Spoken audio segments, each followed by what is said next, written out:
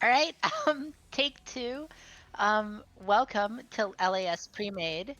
It is me, Daydream, as always. This time joined by the legendary Vor as my co-caster. Why don't you tell them how you're doing today, Vor? I am doing great. Looking forward to this match, To the Moon versus Divine Ascension Obsidian. Yeah, I mean, To the Moon, very short, to the point name, and then Divine Ascension Obsidian. I was doing power rankings and I had to type that name at least like 8 different times, and those words aren't like words in my head anymore. But you know what is a word in my head? League of Legends. So, what do you think we're going to see for this draft, for this series? Give us a bit of an intro for. Uh, Without spoiling too much or anything at all, definitely a lot of interesting matchups just player-wise, across the board here. I mean, you've got a lot of common names from the league, Stone Kit Kat, Defoe, Cheeses, Arcryu, all maybe not extreme veterans, but they've been around here. Then you have a little bit of a new team to Legends. I guess Void has been around, but Teddy, Wasp, Ponygoat, Corey. I do believe this is all their first splits. So, but I personally know them, and I'm looking forward to a interesting series here. Yeah, I mean, really good to see. I do have a bit of an overlay kind of thing happening, but To the Moon is in fact on the red side. You can see the players, Myojin, Jesus, Defoe, Arcu, and Stone Kit Kat rounding out that roster. Meanwhile, DAO Oh, they're going with that was a very quick first pick from DAO, but it's DAO Teddy, DAO Wasp, DAO Void, DAO the Pony Goat, and DAO Corey JJ, not to be confused with legendary Team Liquid World Champion support Core JJ.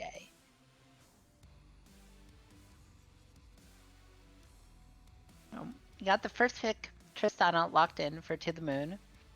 And it looks like it's going to be answered with the Zaya for Arkryu. So both AD carries being locked in right now. You have to assume it's probably going to be a support lock into match. I mean, Zaya Rakan is still open. I don't know if Stone Kit Kat is a fan. You also could try and take away a priority jungler. I mean, we already saw the Nunu and the Jarvan being banned away, two very good early game ganking junglers. So we'll have to see what is going to be picked. If To the Moon's looking for a Zyrakan, they kind of wanted to pick it there, I think. They're giving DAO the chance to take it away.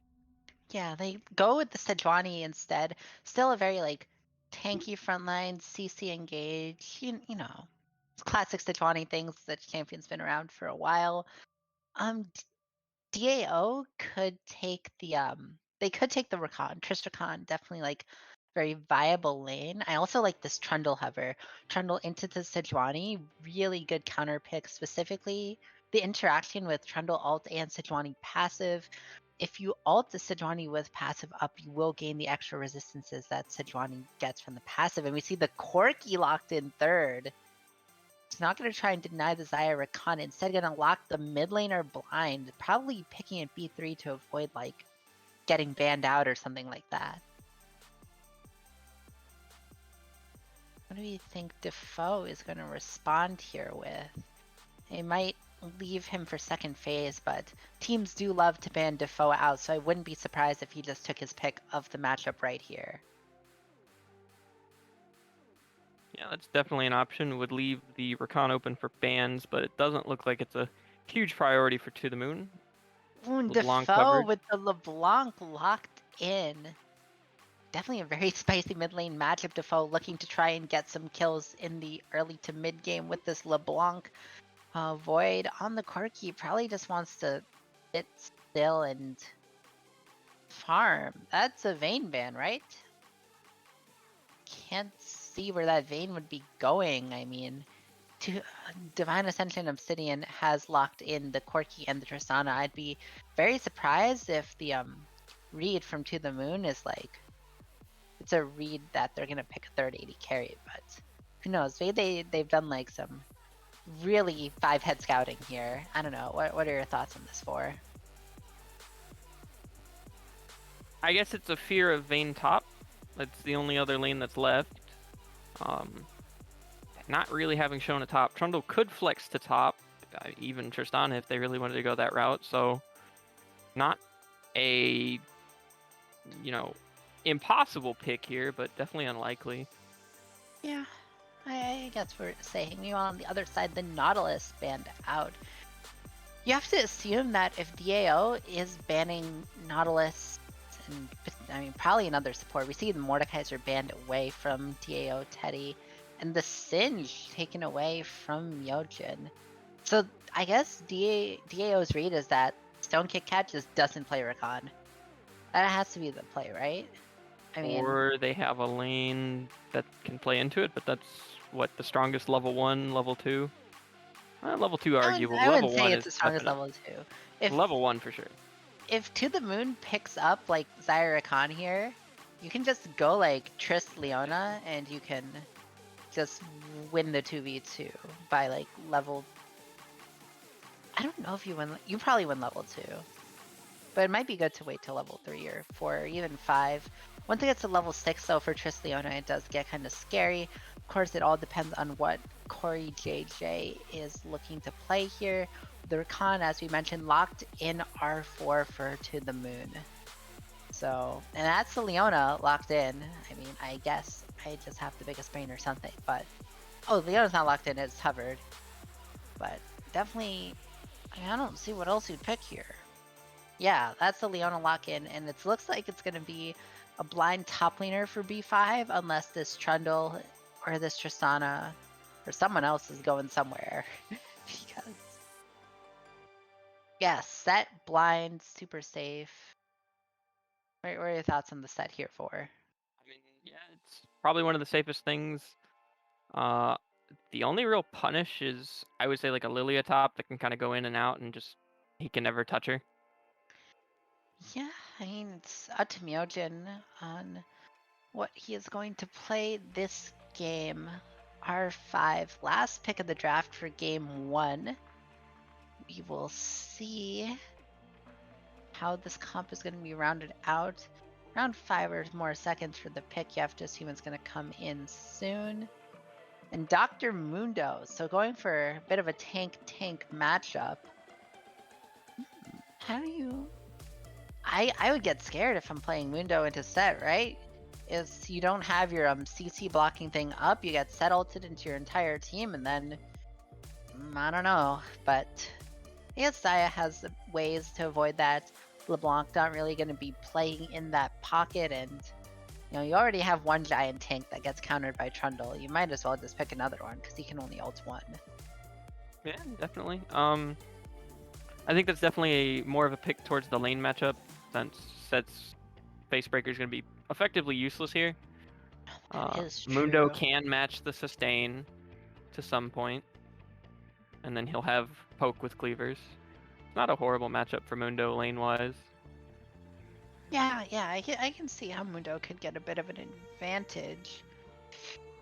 Looking at the Sejuani though, I mean, you only have like, I guess Rakan's basic attacks are counted as melee, but it's gonna be kind of hard to like straight up gank a Triss Leona unless Tristana messes up that rocket jump.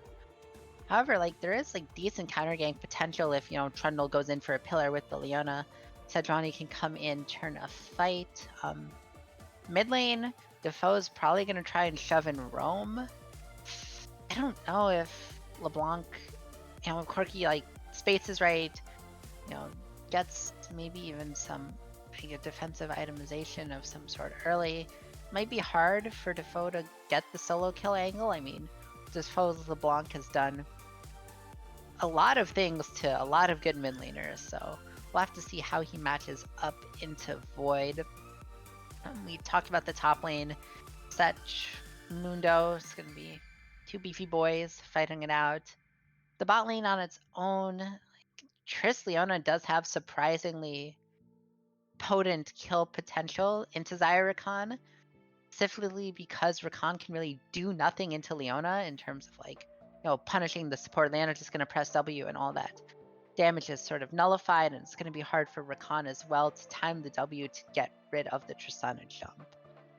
So a lot of, I guess a lot of skill matchups here. I really want to see what both junglers do, who gets, some early plays onto the map. Both junglers offering like a lot of CC and like kill potential early, but also like scale into the late game as well. So not sure. How do you feel about these lane matchups these four matchups? That would be weird. I mean, as far as the mid lane matchup, Defoe, made a name for himself on this LeBlanc, and into Corki, I'm inclined to think up until first package, the LeBlanc's gonna have a lot of kill pressure on him, especially in a gank or a 2v2. I think Sejuani, LeBlanc, if they connect to Corki, he's gonna have a really hard time between chains, knockup, and the root. Bot lane, I think it's going to be whoever pushes level 2 first, or if the Xayah Rakan can find the level 1, because their level 1 is going to be really explosive. Top lane is going to just be a farm fest. To note, I think 2v2 pre-6 goes to the moon for top side, but I think once they hit 6, the Trundle can just ult the Mundo and kill him, or ult the Sejuani and kill her, because there's going to be a lot of damage coming out of the set. Yeah, I definitely agree. I mean, we've been talking for a while, but we are going to actually get into load screen. So I'm going to send it off to a break, and we will see you on Summoner's Rift.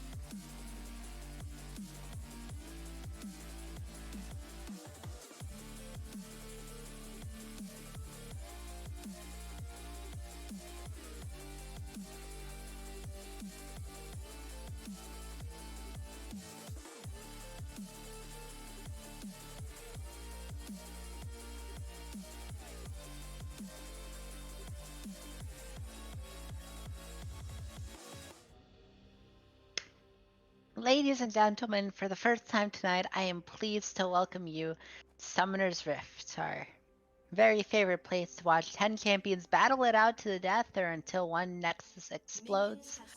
Um, we are joining you with DAO versus To the Moon. DAO Teddy, DAO Wasp, DAO Void. They all have DAO. DAO the Pony Goat and DAO Corey JJ. God, that is hard to say. Those three letters don't really work together. But on the side of To the Moon, we have Myojin, Jesus, Defoe, Arkryu, and Stone Kit Kat.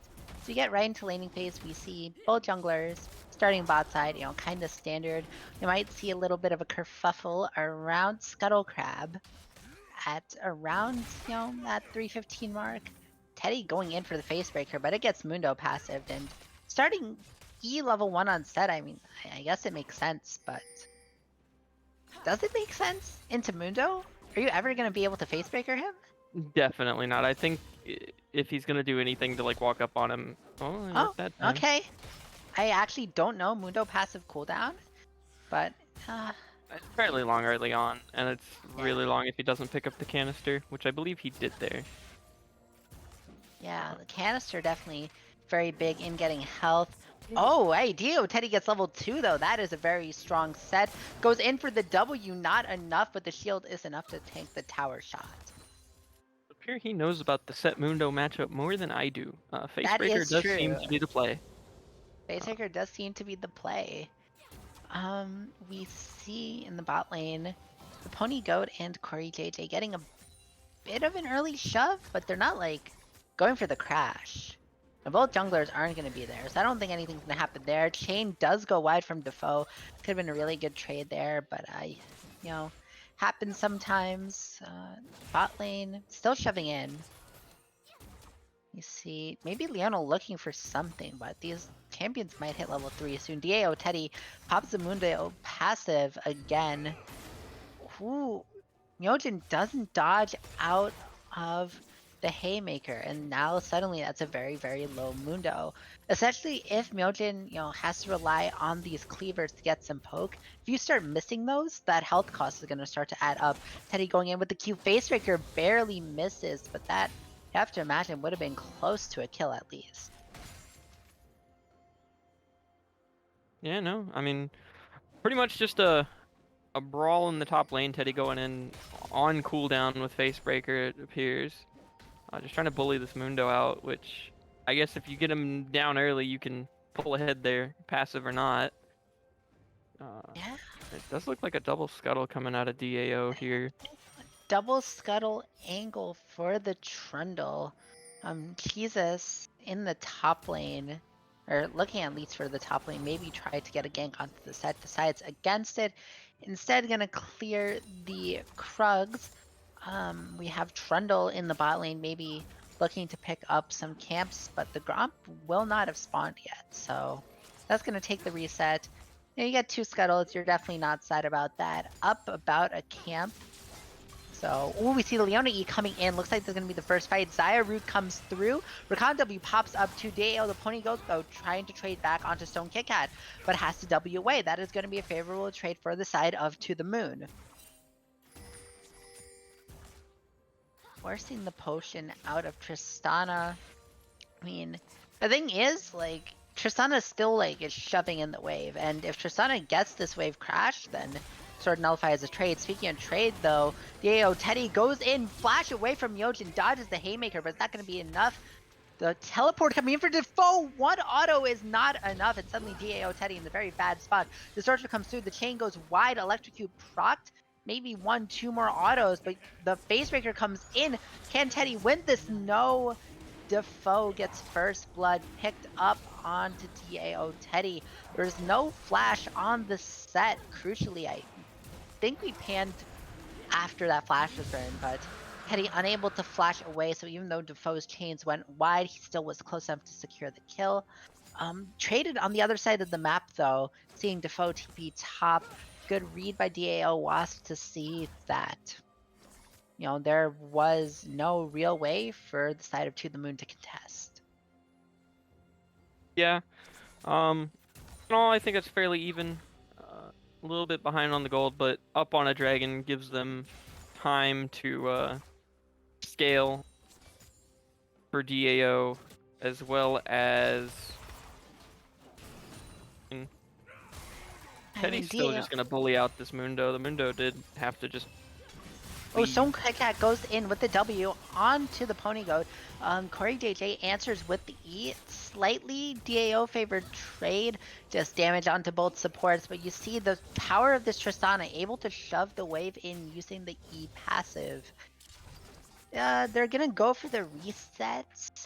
I think that if they finish it, yeah, they're not. Yeah, they can't go for the reset, but they are looking to set up a bit of a bush cheese. If you get Leona eat into Tristana jumped, you will blow up. Stone Kit Kat unaware. Ponygoat walks forward a little too early. Stone Kit Kat sees the Tristana walk and go for the E and was able to E out before Corey JJ was able to E through. Bit of a miscommunication or mistiming or something there. Could have been a kill onto Stone Kit Kat. The top side though, Myojin suddenly has the power in this lane. Level 6 to DAO, Teddy's level 5, but DAO Wasp is here. Oh, seconds level 6, pops the showstopper onto Myojin. You have to assume he's gonna go down, trying to maybe look for a trade, but at that point there's nothing you can do. Not respecting the level 6 of the set, and suddenly set is, back in this lane after dying to the first gank. Defoe goes in for a trade, gets the chain though. DAO Void has the Valkyrie away, low on mana. TP coming out from Yojin, just trying to catch the wave. DAO Wasp maybe was looking for a play mid, decides to loop around. Will Defoe get caught out? The pillar comes through, but distortion away, and there's not really any way to convert. Defoe goes back in though for the chains, looking for some damage onto DAO Wasp. Another facebreaker coming through. Set is just going to be able to crash this massive wave into Myojin's tower.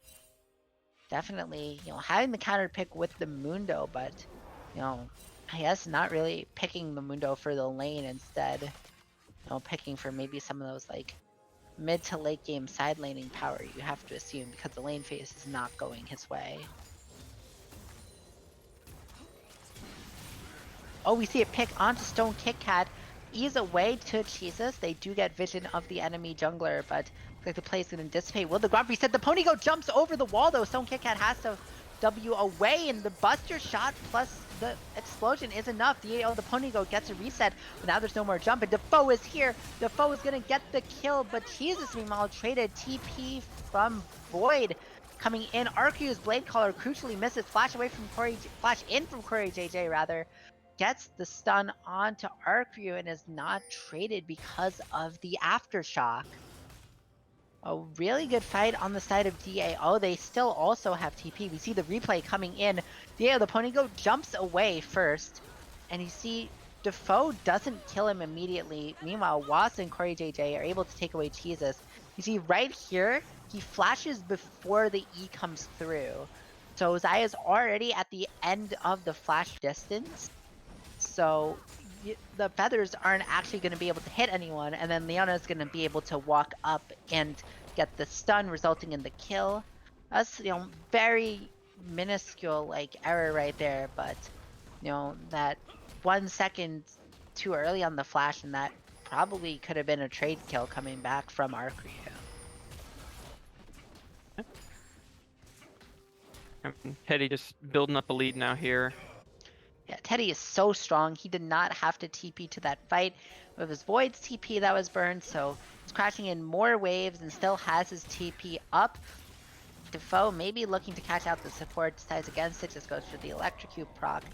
I mean, bright side for To The Moon is Defoe is 2-0, and, LeBlanc getting gold early is pretty good, makes it very scary to be this quirky and this Tristana. Unfortunately for Defoe, he's going to have to play into a set Trundle Leona, which is a bit of a nightmare for LeBlanc that wants to dash around without getting interrupted. Stone Kit Kat going in for the W. The ult comes through the charm, but there will be no root. The Corey JJ goes in, Solar Flare down onto Arcu. Neither team is really following up on their CC. We burned both support ultimates, and there's maybe a 100 HP effective health traded. However, that play is enough for DAO to decide that they are going to start the Infernal Dragon. Gonna be Drake number 2. Meanwhile, Void with the package. Could look for a kill. Package is over. Arcu ults away.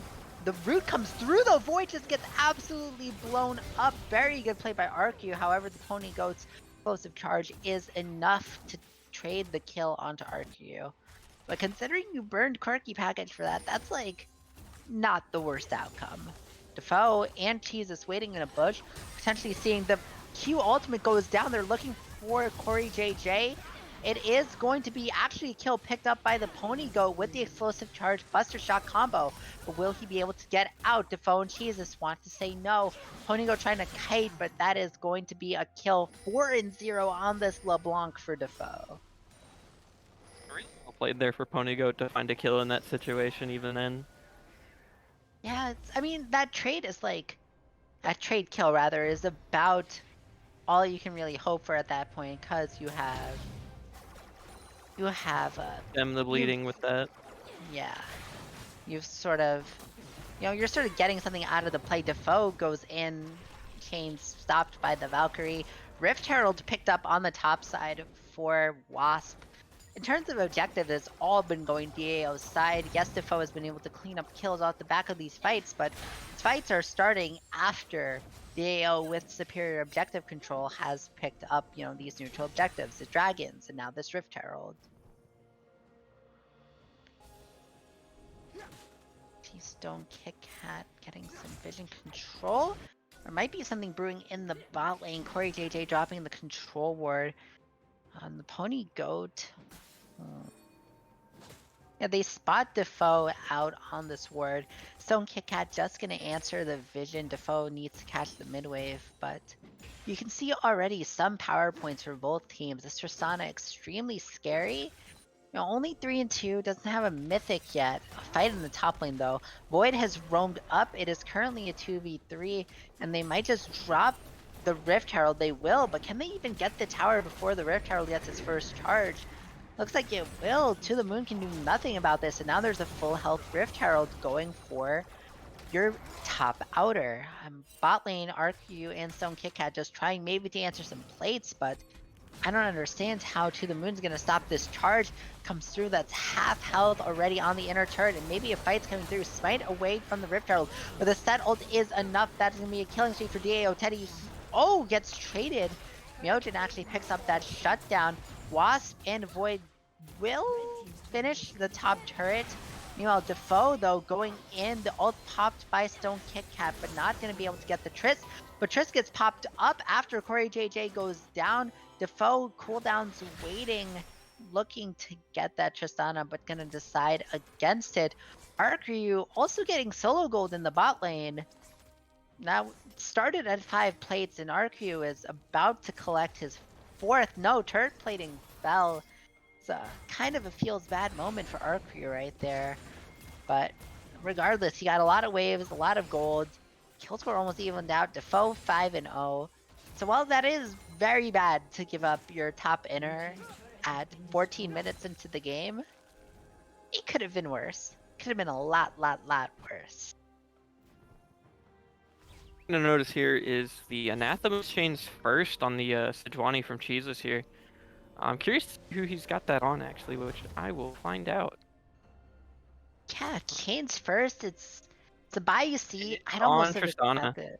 Yeah, that makes sense. Really want to try and lock down this Tristana. I mean, I've heard of like chains first on like tank tops like Mundo, but I guess it makes sense to see it on like a tank jungler. Now building into that mythic, which is most likely the Sunfire Cape for the Sejuani.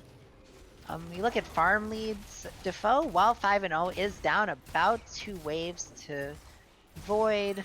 Arcu has a Kraken Slayer in and about a wave down. Myojin actually a wave up in terms of farm onto DAO Teddy. Very surprising considering how much pressure DAO put into the top side in the very early game. Defoe going in, gets a trade onto Corey JJ. He is half health, had to burn the Leona W, and it looks like Cloud Dragon coming up in 18 seconds. To the Moon definitely don't want to give this one up for free, looking to keep this vision control, but Corki has package, and all 5 members of DAO are here. Defoe goes in, looking for the pony goat, forces the rocket jump, and then distortions back. Package is still live for Void. This could be the factor that turns this fight. See Void walking in. There's still a control where Cheese is unseen in vision. Maybe looking for the fight. The Sejuani W hits a few people, but there's not going to be any commit yet. The Q doesn't hit. Chain's coming in onto Wasp, though. This could be the pick. That is 1 kill already for To The Moon. The Rakano comes through, not going to be able to get the charm. Flash forward from DAO Teddy, tries to Ulricon back, but he dashes away, and now suddenly DAO Teddy goes down. Package has to be used defensively, goes away, but Corey JJ will fall.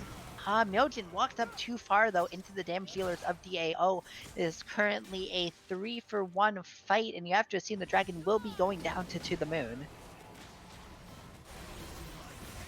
Chain from Defoe on the side there. Yeah, Defoe getting the pick. We see the set ult. Not enough. Jesus. Oh, that was the set ult onto Jesus, not onto Stone Kit Kat. So Jesus actually just flashes away. So the set doesn't really get the pick that he needs and is able to queue back in onto Leona. I mean, we see Myojin step up a little too far forward, so it's not like a clean fight, but at that point, you know, you're happy with what you got. You got a winning team fight, you got the dragon, you're sort of swinging this gold lead back towards your own favor. Still, Leon DAO favored. They got a lot of gold, but Yeah. this game's becoming more and more equal. Yeah, unfortunate Wasp there on the side getting chained up by Defoe. Really, I think DAO wanted to look for the engage there off of Leona. They had Corki package, which in that fight, I mean, Corki had to use it to run away after Wasp was picked. So a lot of damage missed out off of that package. At that point, you just have to pull the trigger, right?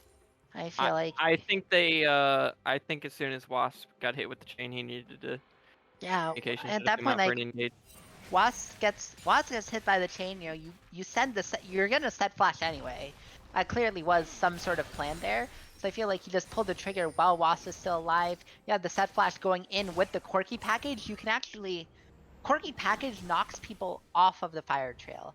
It sort of has that like sideways knock effect. But if you do that and then you set Facebreaker them back into the burn, it is an insane amount of damage. Would like to see that combo used sometime in this game around an objective. Defoe in the side lane. This could be a 4v4, but there's no Defoe for the side of To The Moon. Pony Goat forced away with the rocket jump, so he won't have that cooldown. Pillar goes down onto Myojin. Good route onto Corey JJ. Don't know if it really stopped and engaged, but, you know, the threat was always there. Play's gonna sort of dissipate. Defoe back, forced to back. Not really like a good side laner into Teddy's set, but the way lane assignments are now, that is what Defoe has to do. Myojin. 6-0, so he has the stats probably to 1v1 just off of raw gold.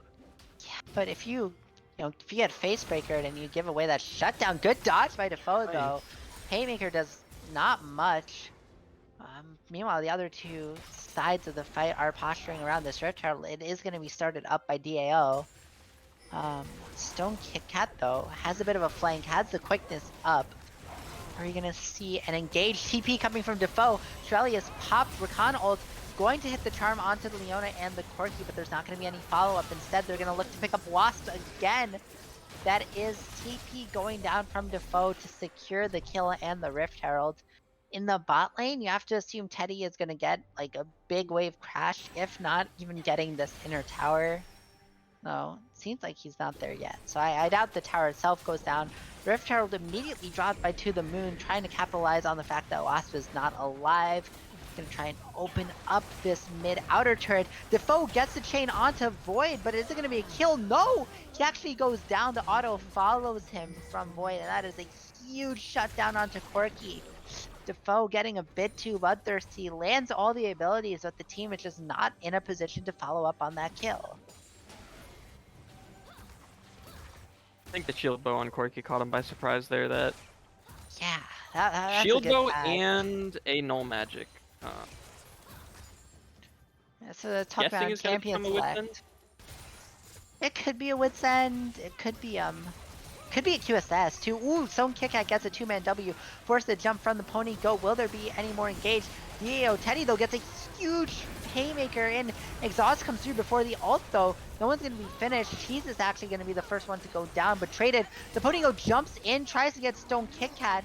Actually is able to flash W out. The free kill picked up by the pony goat on the Tristana. Gonna be a 2-for-1.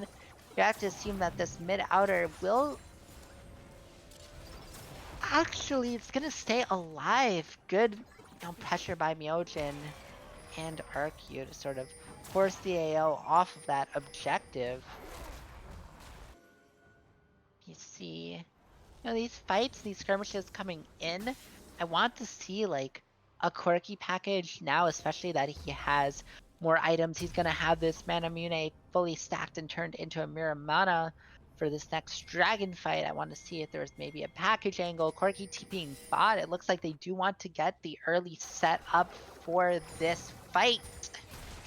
You see waves being shoved down on the side of DAO. That should mean that they get first prio onto the objective. It is live. Are they going to start it? The package is there. The package is being held. Red turret does go down, but we have more important matters to deal with, namely this team fight.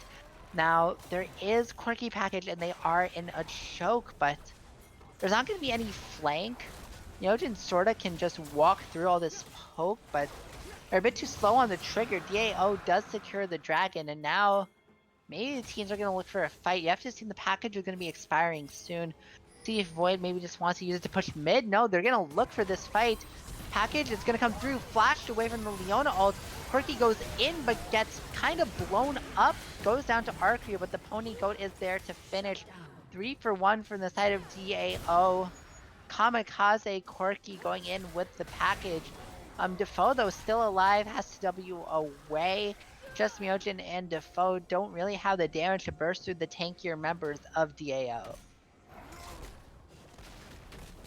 Good call from Void's Quirky just to, pull the trigger, go in there. I think he knew his death was certain, but just, the package is going to sit there and do the damage, throw out his kit, burst somebody, and hope his team can follow up, which they did a fairly good job with Leona and Tristana jumping in. Yeah, this Tristana kind of terrifying. 7, 2, and 4 right now has the Kraken Slayer, the Lord Dominic's Regard into the Dr. Mundo Sejuani tank frontline. And unless, Tristana's locked down and, the jump gets canceled or something, it's going to be very hard for To The Moon to win these fights with a very angry cannon rat. That's how I describe Tristana.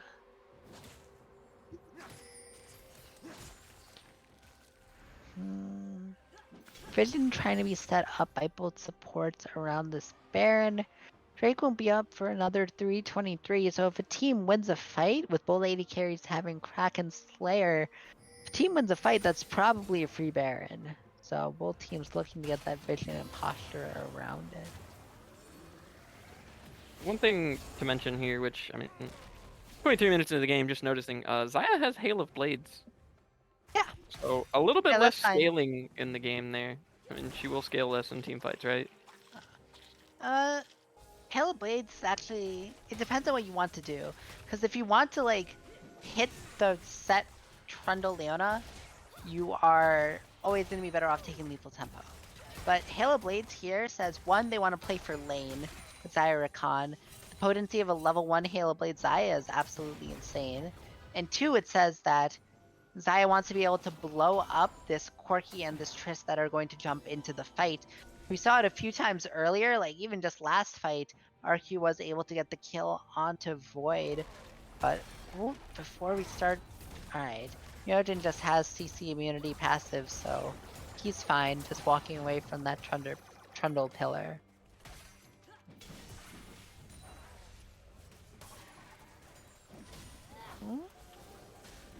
Jesus.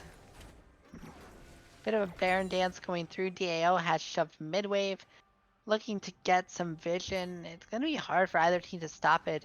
You see Defoe again in the side lane being mashed up against this set.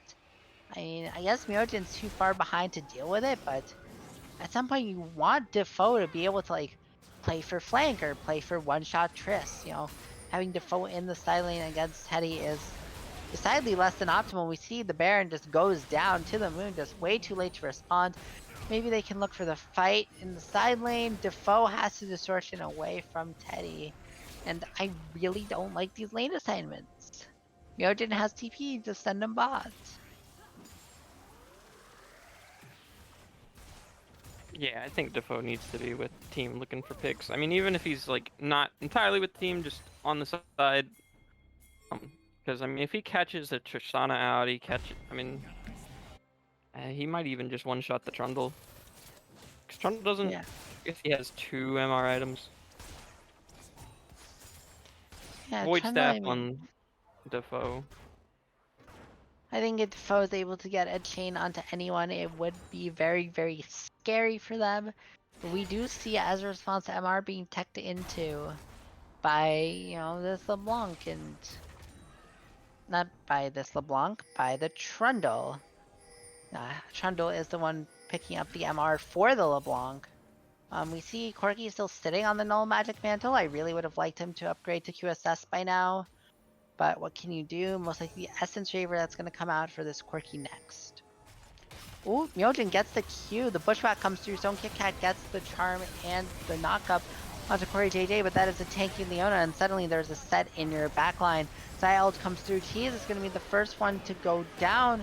Defoe also goes down to the Corki package, and this looks like it might be a clean almost ace for this side of DAO. Looking to pick up Cloud Soul right here. So that's going to be very big for crucial ultimates like the Set ult and the Leona ult. We see the fight. This was, I think that was an earlier fight. Oh no. Yeah, we see what happens here. Yeah, that was the earlier fight. But we see Baron coming through. Pony Goat just gonna blow up Myojin. So, yeah, that's it's like sort of a bait feeling that tanky into Kraken Slayer LDR Triss. Also building the Wit's End definitely for Defoe. That MR on that item, very good against, AP Assassins. They might actually just posture for the end. There are 2 inhibitors that have gone down. Defoe forces a flash, I think? I don't know if I just heard that. But Defoe, most importantly, doesn't able to pick up the engage. Don't kick at though. Wayne gets stunned up by the Leona. Goes for the backline, but there's no follow-up. Goes into stopwatch, but Defoe goes down to the Set. Now Set is ulting, and you have to assume that this is going to be the game. Fairly decent CC chain, but the damage just wasn't there for the side of To the Moon. And that is going to be the game. Nexus starts to go down. Nexus itself goes down, and that is, in fact, a 28-50 victory for the side of DAO.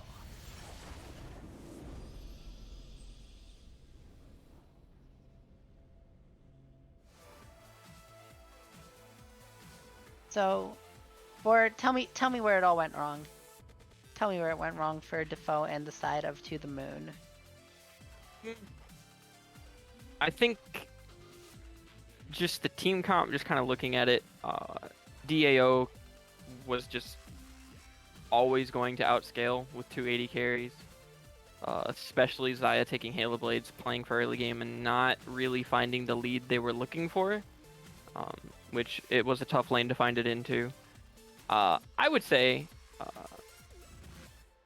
low damage comp, LeBlanc, all burst, Halo Blade Xayah is going to be a lot of burst. I mean, she'll have consistent damage. Feathers is going to come out there. The passive is going to do damage.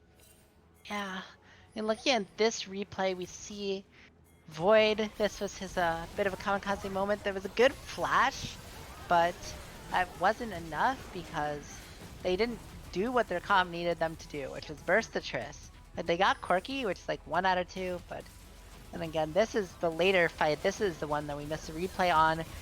Fight goes down onto Corey JJ, but he just doesn't die because you use everything on Leona. And suddenly, you see in the top left, Defoe just gets blown up by Tristana Corki. And Defoe is all of your damage at this point. Well, most of your damage. And then the last Nexus defense, a good stall by Corey JJ. And look at the top side. There's a lot of CC going onto Corki Triss, but none of the damage dealers are able to get there. So bit of a discoordinated team fight. Discord in a team comp, I guess. And we see just, that's all she wrote. At that point, you let this Quirky and this Tristana get ahead, and suddenly, you are blown up by the artillery. Yeah. If the early game for To the Moon went a little bit better for them in the bot side, they played around their bot side, I think they could have pulled a win out here before um, before DAO got a chance to scale. But DAO found, I think, the first 2 dragons to their side, which Yeah. I really want to say that kind of put them in a very good position to just, scale. There's no soul going to come out the soul, not even that. Um, it's no ocean soul, it's no mountains. I think any of the other 3 souls would have been great for To the Moon, just as far as like making up scaling where they don't have it. But DAO just had a game plan. They took their fights, took engages that were a little bit hard to spot, like the quirky package over the wall with a Leona ult onto 2, I think it was. Just, those are plays you got to look for. Yeah, we are going to send it to a quick break before we get back into the draft for game 2. Hopefully To the Moon can turn it around in the draft, but we will see you guys on the other side.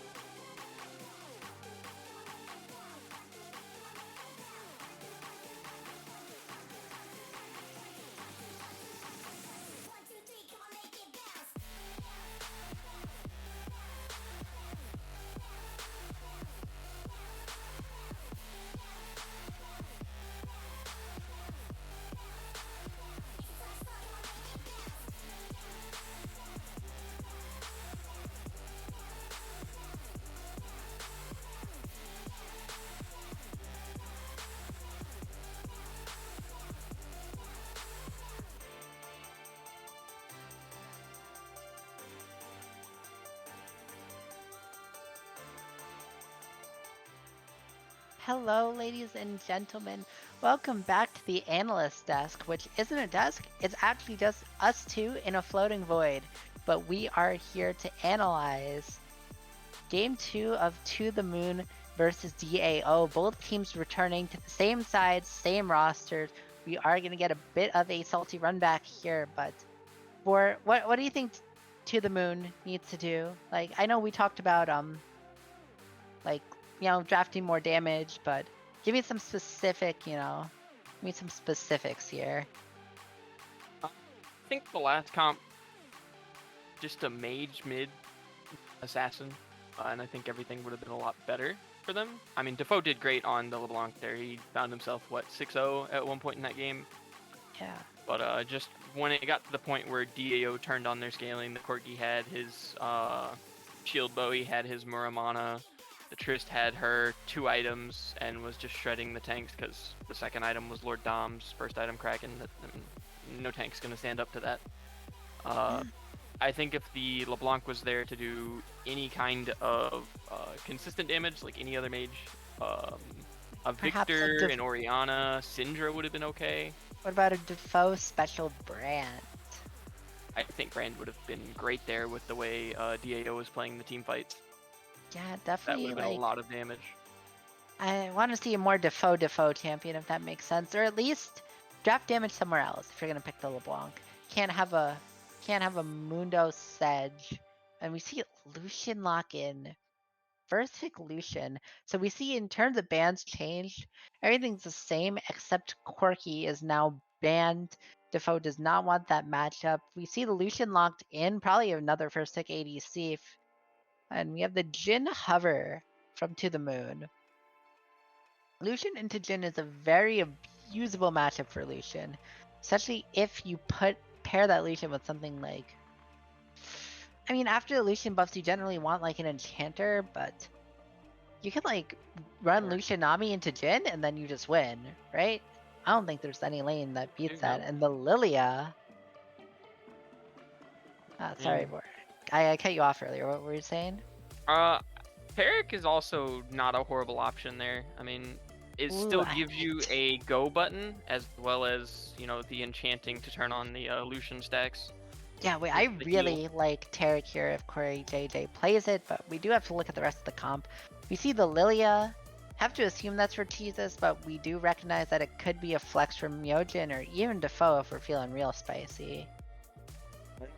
Point to make is Tarek is really good into the Lilia here. If she sleeps, Tarek can pop the ult, and it'll basically land as soon as the sleep comes out, and the Lilia burst off of her ult will be negligible.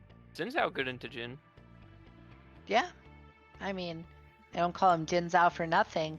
Xin Zhao locked in, very early game jungler compared to this Lilia, who, again, we're assuming is going to go into the jungle until shown otherwise. Xin Zhao, like, especially if Wasp was able to get onto the map early. I mean, I didn't really see the Trundle doing, like, I mean, there's that one top gank. Actually, that kind of was an important top gank, so, I mean, good on Wasp for getting that. And Ted Garcia, sorry, that was Soul Summoner name. DAO Teddy's Mordekaiser. Definitely, I was going through match history, in preparation for this game, and saw a bit of a Mordekaiser pop-up performance here. Reading that Myojin probably wants to take a tank matchup. Mordekaiser known for his ability to beat tanks, and even last game, like, it makes sense that you want to put Teddy on like a super strong matchup, given how well he was able to outplay Myojin last game.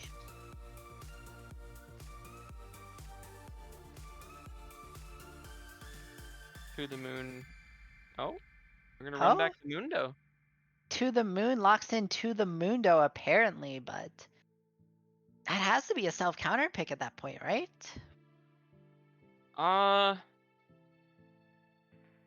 I think Mundo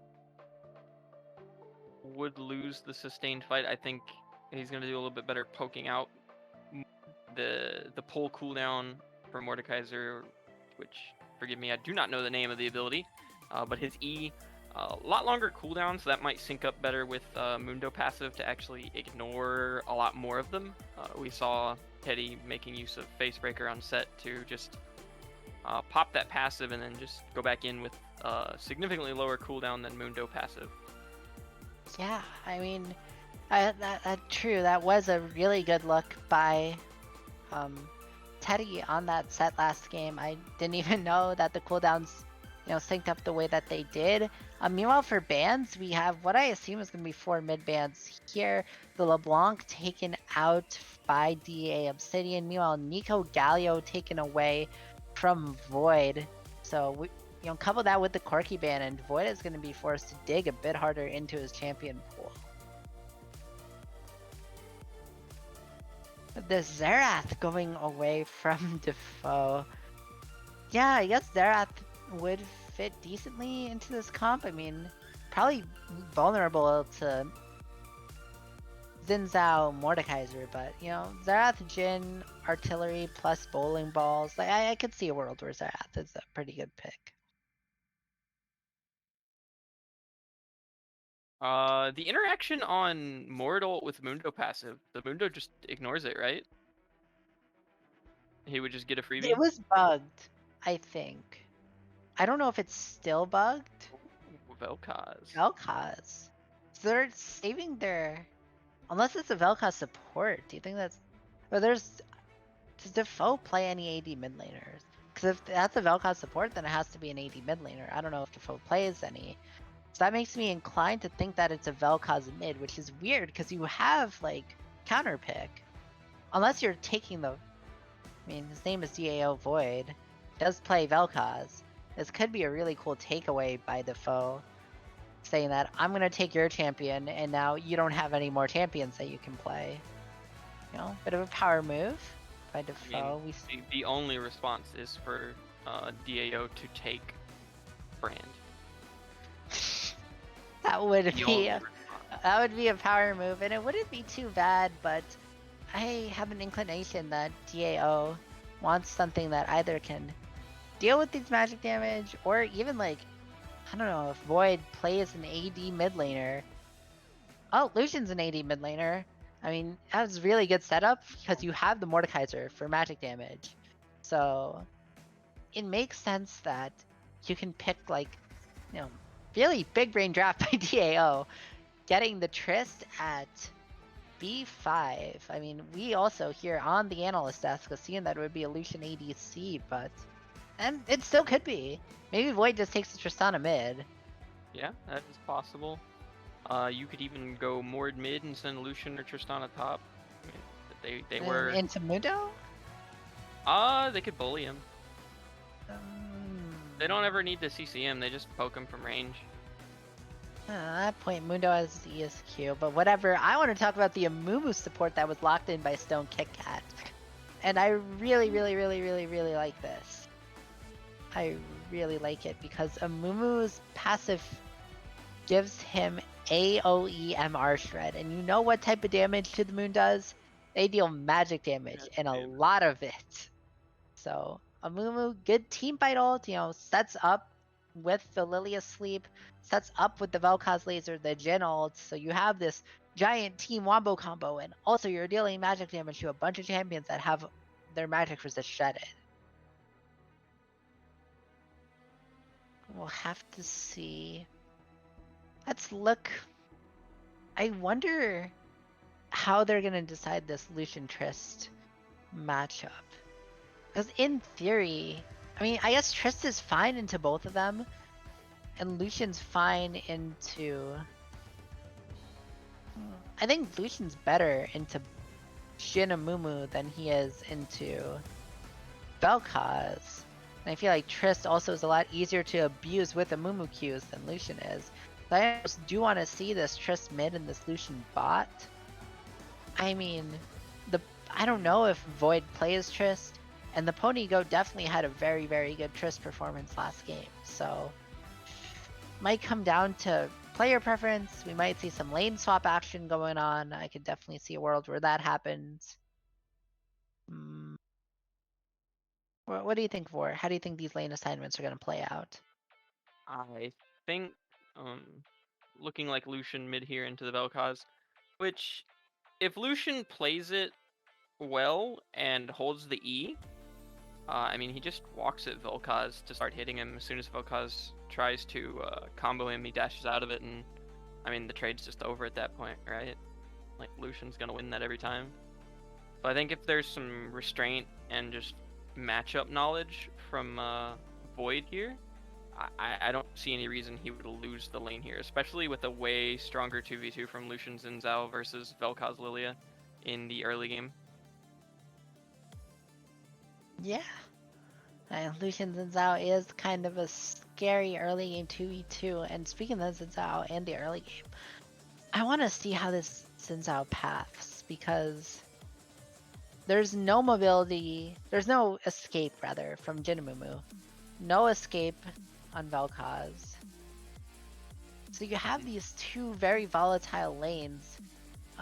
Problem is, like, the only CC setup you have is from this Nautilus. So you are going to need to either like hit a really good W if you're trying to game the Vel'Koz, or you're just gonna need a player on this Nautilus, maybe roam up mid. But if this Xin Zhao can get super ahead in the early game, it will be, fairly easy for DAO to run this one over.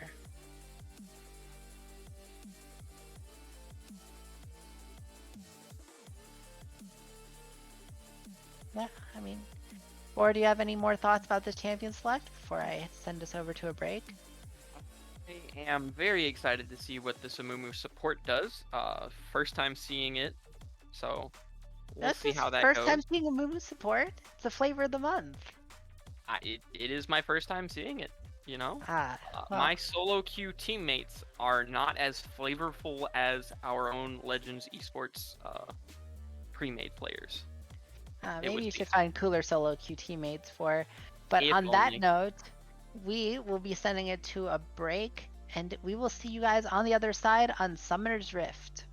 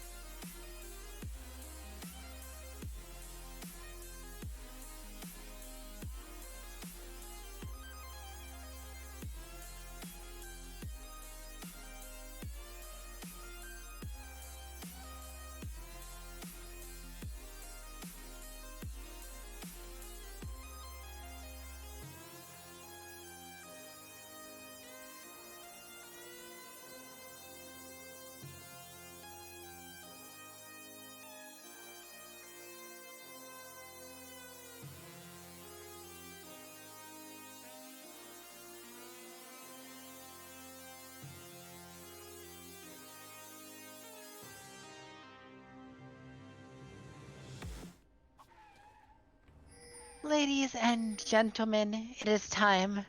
We are back at my humble abode, Summoner's Rift, as me and Vor join you from the existential void as we see some action happening. I lied.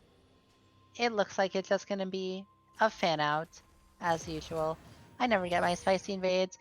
Ooh, Defoe getting the Vel'Koz Q onto Void. While he was typing too. Ooh, very, very good damage Defoe. Actually picked the Arclight skin to bait Void into typing about it. That is absolutely the biggest brain strat I've ever seen. For what are your thoughts? You know, he got him. He got him indeed. Not gonna be any easy level ones. They had 3 wards dropped on the side of To the Moon, which is, you don't need 3 wards, but I feel like the idea of tracking Xin Zhao in the early game is a good one. I don't want to like knock their swag on, for that, but there are better ways to do it. But we see this time mirrored starts from the jungler. Cheese is going to be starting on the red buff. Ooh, look at the mini map though. DAO Teddy doing a bit of espionage, hiding in that third bush. Will he be able to get Myojin? We see Lilia has a bit of an early clear. Movement on the minimap. Looks like no one's going to take too much damage though. In the bot lane, the Jin Amumu into Triss Nautilus. For those unaware, wondering why there is an Amumu support, Amumu actually has been changed, many reworked recently, so now he has 2 charges of his Q. The same way that Smite works, except instead of a 15-second cooldown between them, that's a flash. Good hook by Corey JJ. Stone Kick had an Arcryu, just not respecting the level 2, so that's an Amumu flash, which is very critical for landing your flash Q. If you miss your first Q, you can only just wait 3 seconds and cast it again. So very good now in the support lane as sort of that type of engaged support, similar to the Nautilus, similar to the Thrasher, in a roundabout way, a Blitzcrank. It's like hooking yourself to them. You let them. Oh, we see the Mumikyu coming in. That's Q1. Although the Ignite goes down on Stone Kick Out, but Q2 again. That's gonna be first blood for Jesus, and that is the power of a Mumu support for. Alrighty. Please don't pick it in my solo queue games. Oh, but the Pony Goat stays in the bush. The Mumikyu latches onto the minion. Stone Kick Cat goes down, and the Pony Goat is able to jump away. In the top lane, more trades going down, but very good intuition by the Pony Goat. Able to sort of read that, Arcryu and Stone Kick Cat wanted to push the wave in, so able to sneak away with 300 gold like a bandit. And Yeah, and Pony Goat really showing up on finding these kills where maybe he shouldn't necessarily be getting them, I mean, good on him for finding the angles. Void trying to shove Defoe in, Lucian into this Vel'Koz, but Jesus is here, but they don't know that Wasp is in the bush. Bowling Ball does hit, but the Vel'Koz Q only tags Wasp. Oh, good Vel'Koz E, but both supports are here. Jesus is going to be the first one to go down. Wasp and Void are very low, but there's not enough follow-up, and that's going to be a 1-for-0 on the side of DAO. Really good heads up play from DAO. Wasp kind of being patient there, waiting for the engage to come out before he goes in. Corey JJ on Stone Kit Kat's tail there. So Yeah, really good roam by Corey JJ. You have to imagine that's 2 kills if, Stone Kick Cat's able to get there alone. But now Void, has pressure in that lane, able to, try and crash this wave, and Defoe just taking damage down 2 waves. Good dash away by Lucian. Super hard to trade onto a Lucian as a Vel'Koz, so very good angles there.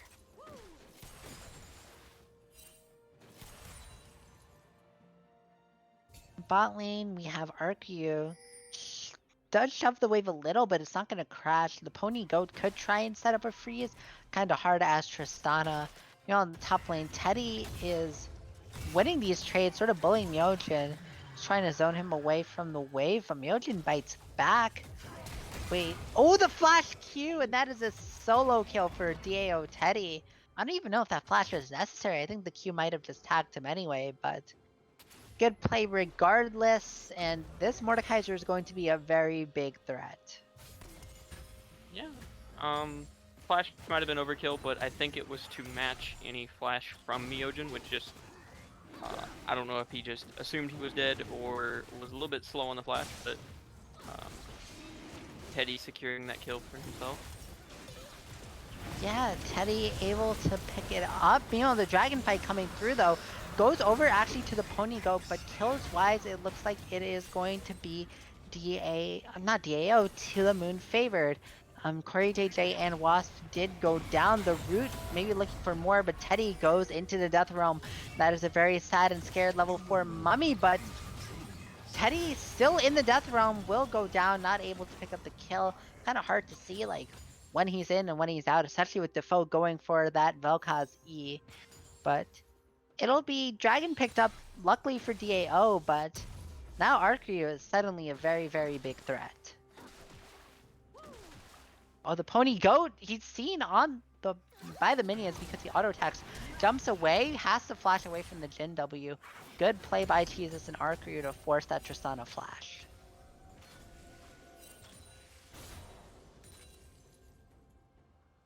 The Arcreo Jesus. Let's get a bit of a check-in on the builds. We see Mundo trying to tech in some early magic resistance to the Mordekaiser. Lucian getting a tier early. I'm not sure I'm a fan of that, but I guess they were spamming that many spells. Dashes in, looks for the trade, but they do see Stone Kit Kat on the control ward, so they do have to be kind of careful. Teddy trading in. We'll see how this one plays out.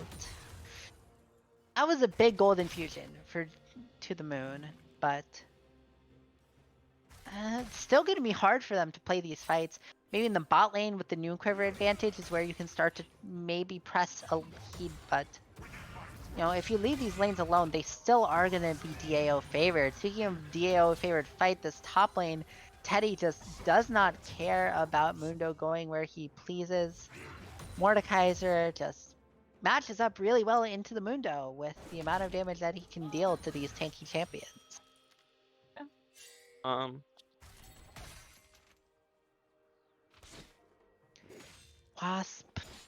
Wasp here, seen autoing the ward. We'll see. I mean, Jesus had to answer mid and has no mana, so I don't think there's going to be like a cross map play. Looks like it's just going to be a free Rift Herald for the side of DAO. You know, Play being made on. oh, Stone Kick Cat flashes forward. There will be no sleep coming out, even though the bowling ball hit, flashed away from Nautilus. In the end, that's just a flash trade, but you have to consider that you're trading flashes while, you know, the Rift Herald was picked up on the other side. So DAO is very happy with the fact that they just didn't get cross-mapped.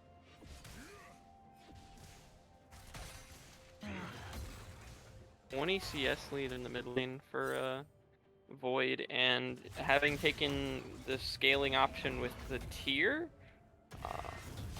not spelling good things the longer this game goes on, especially with DAO in the lead on Dragon. Yeah, Noon Quiver picked up for Lucian. Very scary, like, tier and 2 longswords is whatever. You don't really have, like, insane kill pressure, but a Noon Quiver culling at this early into the game, that will absolutely one-shot a squishy. So, To the Moon has to play very, very careful here.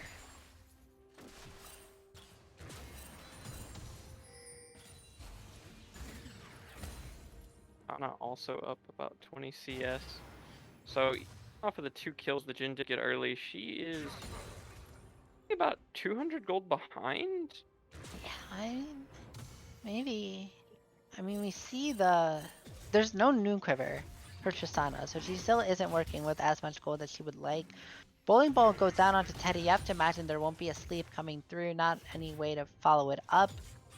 And Yojin's far enough away that Teddy can just crash the wave.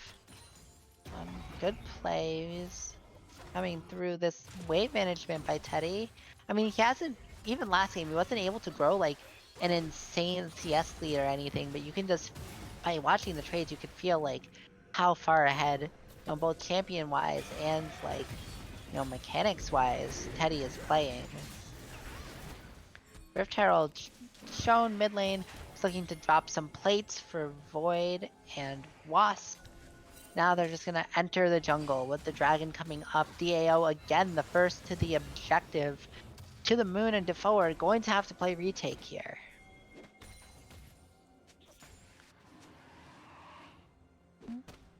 Team. No TPs from either top laner, so this is a 4v4. Yeah, 44 sleep through though. I missed the bowling ball, but that's gonna be a route onto Wasp. The Zinzao ultimate Crescent Guard going to stop the play for now. He goes in though, but he gets exhausted, has to flash away in the top lane. Teddy is fighting Yojin, but we got a team fight to watch. The Pony Goat pushing away the rest of To the Moon, and honestly, kind of sloppy fight by DAO. I mean, yes, he didn't get punished by the Lilia ulti, but I feel like with some coordination, things could have been better. Jin ultimate, curtain call coming through. Corey JJ tanks up 2 shots and gets finished by the 4th shot. Dragon goes down. Flash forward by Jesus isn't going to be fast enough to get the kill, but Stone Kit Kats gets the stun. That's 2 more kills going over to the moon. And yes, you're getting these dragons. Yes, you're getting the scaling, but if you give gold to the moon and they get these items fast enough, you aren't going to be able to get the 3rd and 4th dragon that result in the soul. Yeah, that does swing gold about 1,000 in To the Moon's favor. Now, Void coming through, still like able to win in these like 1v1, 2v2 lane matchups, but it just seems that in a 4v4 situation, To the Moon is just able to, focus their damage better. We could see DAO definitely had like an angle where they could do something, and they sort of fumbled the bag earlier. Not punished too hard for it. I mean, it is an Ocean Soul, and picking that up for the side of DAO would be massive, but they're still only halfway there.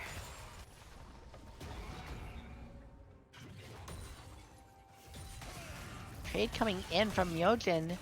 That is going to be an immune on the Mordekaiser E. Dodges the Mordekaiser Q. Good sidesteps from Yojin. And now that he has that Spectre's Cowl and the Bami Cinder, until Teddy gets the Riftmaker, it's going to be hard for him to like really dominate these trades. Another spell immune coming in from Yojin, but he's going to be sent to the Death Realm. Teddy with the shield, it's going to be impossible for him to win this, to lose this fight rather. Now in the bot lane, Stone Kit Kat going in, but Arcu able to one-shot the Pony Goat before the Tristana could blow things up. Arcu on a rampage has the Gale Force. You have to imagine that they could have just not opted for that fight. You have an item disadvantage. And now Arcu is going to be a very, very dangerous player, with that mythic item. Jesus in the top lane too to try and answer this play. Jesus gets the ult, and DAO Teddy does go down to the moon. Ooh, ultimate coming out from Void. Gets the wave. It's a bit of damage. Doesn't E away, and now that's a Vel'Koz laser, forcing the flash from Void. And just minor mechanical mistakes. Curtain call plus the Amumu is here. Void, will he go down?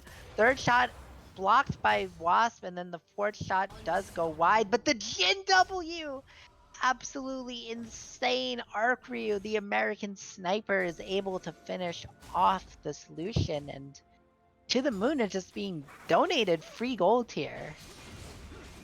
Wasp does smite the blue buff, but can't collapse onto the Lilia with his team dead, and Arcu and Defoe are going to pick up more gold in this mid lane.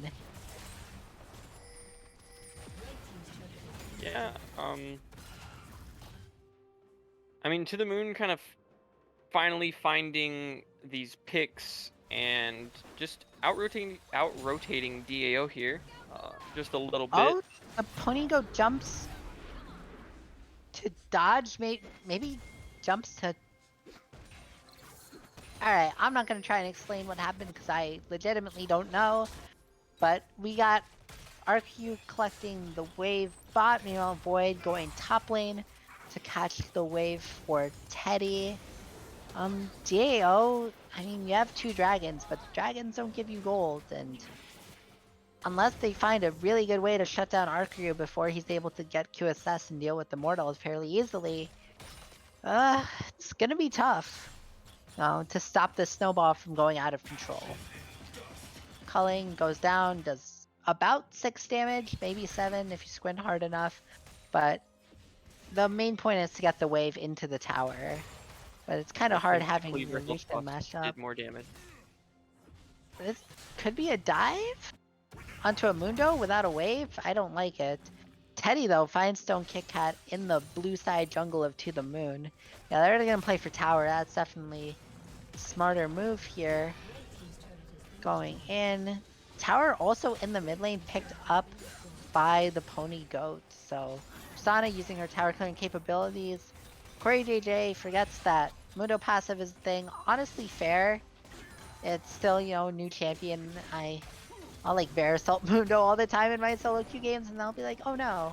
But the Rift Herald going down for DAO, they're going to make a play for this inner tower again.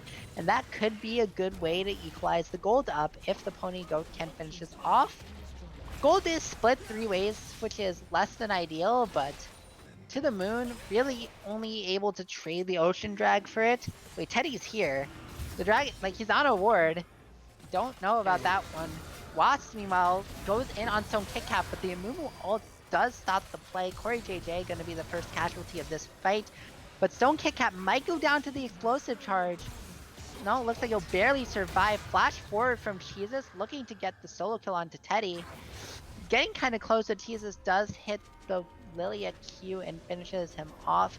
2 more kills to the Moon. This time a dragon picked up 2, but again, a bit of an overcommit from DAO to get some of this tower gold. I feel like after you get that inner tower, you can just run instead of, you know, giving up your Nautilus. But gold is gold, and it is going on to the right people, specifically the Pony Goat on this Tristana.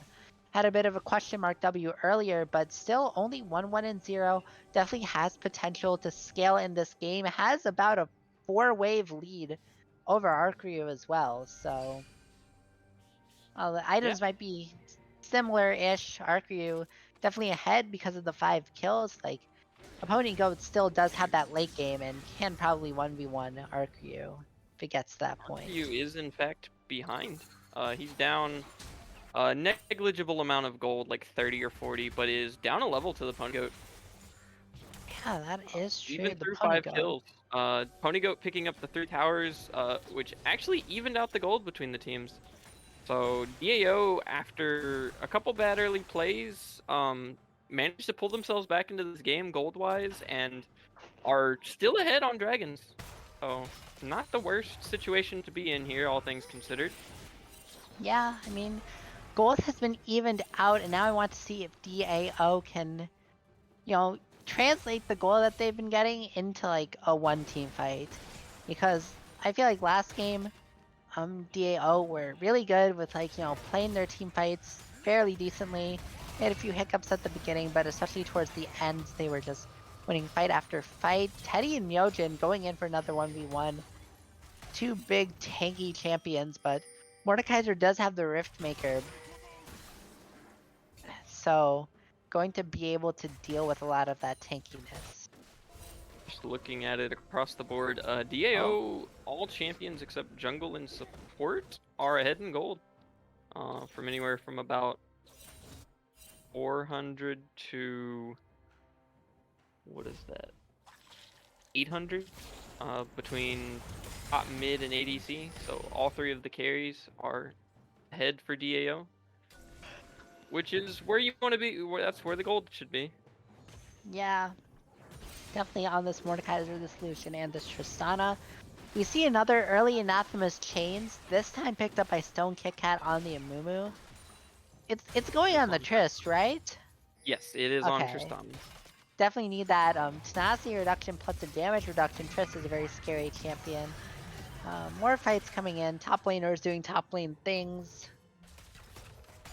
Wave being held by Myojin.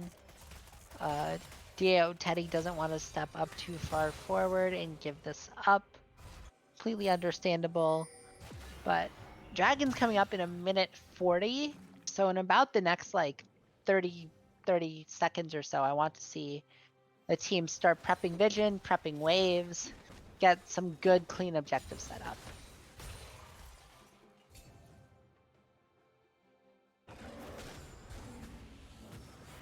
Using the side of DAO, do we think they sneak Baron here? I mean, the vision is there for To the Moon, but And I think there's they're always that going for possibility, right? the there's no way Mundo gets out here, right? Oh, okay. That is unfortunate. That is a not even close moment if you ask me. Good on Myojin for trusting his guts, knowing that he can get out of there. I mean, it's not like he had much of a choice, but you know, some players definitely would have gotten scared, canceled the recall, tried to maybe, you know, force a fight. That's not right. At least it's not a stopwatch. That is true. That is a full Zanya's by Jesus that was just burned, but if that was, say, for example, Stone Kit Kat stopwatch, he would be very, very sad. The caster curse. Oh no, not like this. But You leave that vision, poor man stopwatch alone. vision control is still not really being set up. We see 4 members of To the Moon on a choke, but there's not really a comp that can abuse that on the side of DAO. Teddy just playing for split push right now into Myojin. Mundo wants Both to be. top Oh, laners Eddie's gonna let him go.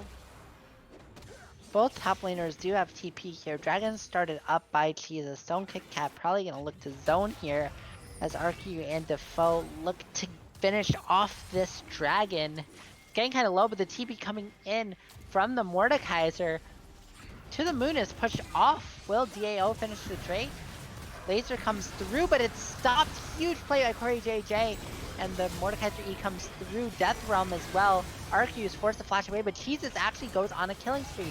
Void goes down, and it takes so long to go down. Double kill for Mordekaiser. Right now, it is a 2 for 2.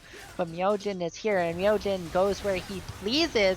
But that actually is going to be back to the fountain as good trades by the Pony Goat Wasp and Corey JJ, able to shut down Myojin's Mundo before he can do any big damage. Yeah. Last Whisper on the Tristana coming in clutch there into the. I mean, Look the at that only hook armor. onto Defoe. Definitely really big there, and we see Jesus actually has to like run through the. See, I couldn't tell if Jesus was in the death realm. I think he was picked up by Teddy on the Mordekaiser, but it really started with the fact Play that to Defoe help was her out. forced. Defoe was forced so far back, and then Arcu then was left alone because there was no Lilia, and Arcu had to flash away, and so all the damage dealers onto the Moon weren't able to effectively deal enough damage. Yeah. I mean, Teddy death realming the Lilia to just deny any kind of smite contention on the dragon there after To the Moon backed off. Probably not the play there. I think they needed to look for a fight instead of giving up their position. Yeah. More top laners doing more top lane things. Myojin actually getting the better of this trade. Is the Mordekaiser shield going to be popped? Meanwhile, though, Corey JJ a little too far forward pops the depth charge, but you have to imagine he goes down specifically to Arcu's Gale Force. Although Teddy, meanwhile, has turned around that 1v1. Mordekaiser into Mundo. That is why you don't really pick the Mundo, because Mordekaiser will beat you with his Dark Star Club. Pony Goat, yeah, seen on a ward, doesn't want to go in for the jump, especially into Arcu and Stone Kit Kat. The CC plus the Jin damage is definitely enough to shut down a squishy Tristana.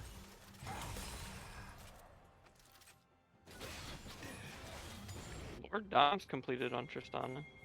Mundo is not going to have a good time. Neither will Amumu. Even through Anathemas, I think she can just one-shot him with a bomb.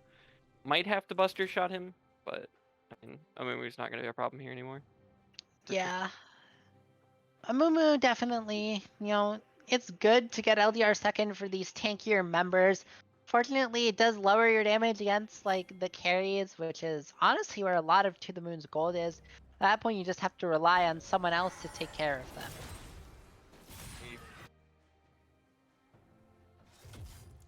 I'm inclined to think the level... What, she's level 12? Should have maxed bomb. I mean, she'll have level 2 Buster Shot. I think she could still one-shot the Vel'Koz or the Jhin, who have no armor and no bonus health at Orin's Ring, which is like 60. I mean, if anybody else sneezes on the Vel'Koz or the Jhin, they just die. Yeah. So I think minimizing for tanks is correct here. I'm curious to see when this tier will be finished. It's a little slow. Yeah, Just and a little bit. you have to see But in you know that what? Late game tier. insurance. Yeah, late game insurance. I mean, I'm not personally a fan of Mirror Mana on the Lucian in the current season, but if you're able to maybe stack it up, I could see it doing like something, maybe. Would much rather have liked to see like an IE to, really capitalize on that crit scaling of the culling, but I you know think what? the culling changes really disincentivizes it. You're delaying the 100% crit, Yeah. or even You don't 60 even have for to go IE. 100% crit, but like it We get just about makes crit 60. better. Oh yeah. Yeah, we see. Ooh, Ponygo jumping in could be caught out a Mumu ulti, but Stone Kick goes down before the fight even starts. The TV coming in from Yojin though. He's also a little too far forward. The 3 damage dealers are on their own, but a flash forward from Jesus. And then the Zanyas too. The sleep coming out. Is that going to be enough? Meanwhile, on the other side of the fight, Arcu able to pick up Void, but it's actually going to be a DAO favored fight. Everyone goes down except for Myojin, the tanky Mundo. That was a very, very close fight. I think it comes down to the fact that DAO zoned off the damage dealers while the Lily Asleep was coming through. Arcu and Defoe weren't able to actually pick off, any of these sleeping carries. Yes, Void did go down, but he went down for the cause. Void and Wasp's doing a really good job at dealing with Defoe and Arcu. Corey, get down, Mr. President JJ, just flashing into the Jin's face while he's ulting. Just telling him to get on out of here. As Jin and Vel'Koz then flash away or run. You just have to run from a support Nautilus with 1.5 items. Yeah. I don't know what's to be done there. And that's I mean, with the Ocean help of Soul. Ocean Soul, but yeah, there's just no killing that Nautilus, and then the Zinzao eventually did manage to catch up and assist Corey JJ in killing both Arkryu and Defoe. Do you believe they both died? And that Ocean Soul was picked up after the team fight. So that last fight, there was no Ocean Soul. But now with Ocean Soul, that play becomes a lot easier to make because you can just stall out with the Nautilus. So Yeah. And DAO Teddy's Mordekaiser here just is going to continue to split the top, and I think it'll take at least 3 people to match him. And even through that, Death Realm, if he pulls the right person and comes out far enough ahead off of Triumph and Conquer, it may just take the entirety of To the Moon to kill him out of QSS on any of them. yeah, no one has paid their taxes. Such a shame. But yeah, if Mordekaiser picks up any of these people, I mean, even if he doesn't, Mordekaiser's not going down. But speaking of going down, Stone Kick with the Flash 3-man ultimate. But Mordekaiser still just not going down. No one's going down. The Ocean Soul just heals all of them, and suddenly Mordekaiser is the one making people go down. That's a double kill for the Mordekaiser, a triple kill for the Mordekaiser, forces the flash from Defoe. The Ocean, meanwhile, not gonna win this fight. The Pony Goat actually picks up Defoe with the flash and the rocket jump, and that is going to be a double kill, triple double, full house for Divine Ascension Obsidian. Ocean Soul is so strong. TP coming through. Gonna meet Void in the bot lane, looking to pick up this inhibitor while the rest of the team secures the Baron. I mean, really well played by DAO there. Teddy pulling the Lilia out, denying any chance of a sleep coming through. And very unfortunate for Arkryu here, as you see right there. All of that damage. Teddy comes out of the Death Realm standing right on top of the 1 health Jin and just bonks it. Guy. He even tried to flash it, did not get far enough. Yeah, we saw bot lane inhibitor being picked up. They went for the Nexus towers, but respawn timers were just a bit too short to end the game.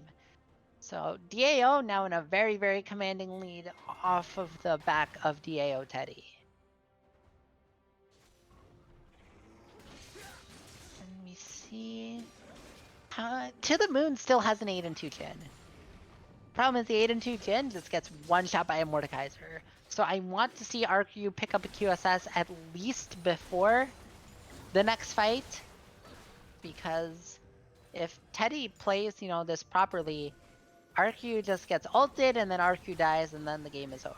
And, at some point you do have to pay your taxes.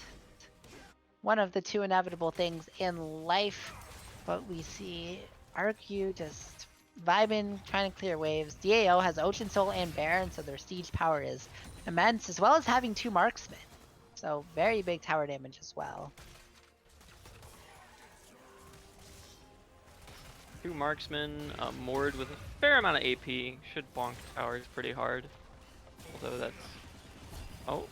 Oh, Void just got Defoe, but the flash coming through. Sleep will be enough to trade. That's a 1-for-1, but meanwhile your base is going down. Wasp going in onto Arkryu. That's a really big chunk, but it's not going to be a kill, forcing the summoner heal. But the Pony Goat is just going to be able to take these towers. You have to imagine that the game will be over here unless To the Moon can find a miracle. There is no sleep. Stone Kit Kat misses the first Amumu Q, not able to get the Pony Goat, not able to get the ult. They're just hitting the Nexus, and at least Teddy is. That's the ult coming out from Stone Kit Kat, and that is the game for the side of DAO Ascension. It looked a little bad at the start, but through the power of superior macro play around these turrets and really good fight intuition, DAO just pick up the win just like that off Ocean Soul and Baron. Yeah, and in the final moments of that game, I learned something. Mordekaiser can in fact kill the enemy Nexus while he's in the Death Realm. Yeah, no, it's still there. He just took a vacation to Brazil and was able to whack on that Nexus. Call it remote work, as Mordekaiser 8-4-4 on that game. DAO Teddy kind of popping off. Had a bit of a weird start. I think it was 1-3 at some point, but... Yeah, almost 32,000 damage from Teddy. The next highest on his team is 12,000 from DAO Wasp Xin Zhao. Hilariously enough, I think almost everyone on To the Moon except for Stone Kit Kat's Amumu did more damage than everyone but Teddy on DAO. Yeah, I think I mean... that's very unfortunate. There's a lot of damage, but... It was a lot of brawling, so his damage was a little inflated, but just that's a huge number. Like, look at that replay. Look at how much damage Teddy is able to get off. First isolates Jesus. Once he's finished, Teddy is back in the swing of things. Takes out Stone Kit Kat. Does go down that fight, but he did more than enough. I mean, very admirable performance by Arkryu we see in these fights, but look at that Mordekaiser E. Absolutely insane. Locks down all 3 damage dealers. And yeah, Teddy goes into the Death Realm, kills Jesus, and is suddenly on the ulting Jhin. An absolute Mordekaiser difference. You see as the fight plays through. E into Nautilus ult. That was gross. They Yeah, all got popped up. not really Wouldn't what you you think like to of when you Nautilus think of ult a 3 wombo. people? I would love to Nautilus ult 3 people. That's a lie. I would love not to play Nautilus, but we see Mordekaiser in Brazil finishing off the Nexus, and pretty decisive 2-0 for the side of DAO. I mean, game 2 looked a lot better for To The Moon. Still were some draft issues, though. Like, I don't like the self-counter pick, Mundo into... I I mean, think I it was haven't... a sustain pick, but just you're not going to sustain into the Mordekaiser if he can stick on you. Which twice in a even row then, now. the Grievous was super late from Teddy. I think it came after his second item. Yeah. So I mean, could have like, punished that lane a little bit harder potentially, but I guess he felt comfortable with what he had. you pick Mundo into set, like you R5 Mundo into set once, which is already a bit of a self-counter pick. It doesn't work out, and then you pick Mundo into a harder matchup. Like, I don't know how I feel about that. I'm really good play in terms of draft on the side of DAO with the bait and switch Lucian. Got, some really strong matchups. Void was able to exert a lot of pressure onto Defoe. Just, really good play both in-game and out of game on the side of DAO. You have any final thoughts to add, Vor, before we call it a night? No, I mean, well played from both teams. To the Moon definitely had a lot of good things in there in both games. There were a lot of fights that they took, a lot of plays they made that were really well. Defoe's LeBlanc in game 1, I mean, it was a performance you should expect from him when he gets LeBlanc. Just unfortunately that they could not convert that to a win through coordination from DAO, but good luck to both of those teams in the rest of the split, and that's all I have to say about it. Yep, that's it for me too. Be sure to join us tomorrow for LRS Premade. That is Mint Gaming Gelato versus Dorado Gaming Gamma, if I am not mistaken, right, For? Yeah, I will I'm be gonna say honest, it's I do right. not know, but that is probably correct. You can catch yours truly on stream, absolutely destroying Dorado. No, I can't plug myself like that, but I will be playing. That's LRS Premade tomorrow. Like I said, let me check if you are an LAS Premade stan, which honestly, understandable. It makes sense, but we can go ahead and check which team is going to be streamed next week. And next week is actually the final week of regular season. So hopefully we get a match with some decent playoff implications. Let me just check the schedule right here. Next week it is going to be Power Society versus Hybrid Theory. So yeah, both teams, I don't know if Hybrid Theory has finished their match, but Power Society did go down to start gaming today. So that's going to be a hype match.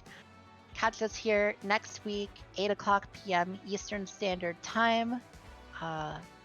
If you're here for all of Legends, catch us tomorrow, 8 o'clock for LRS Premade. I have been Daydream, he has been War Daddy, and we will see you guys next week.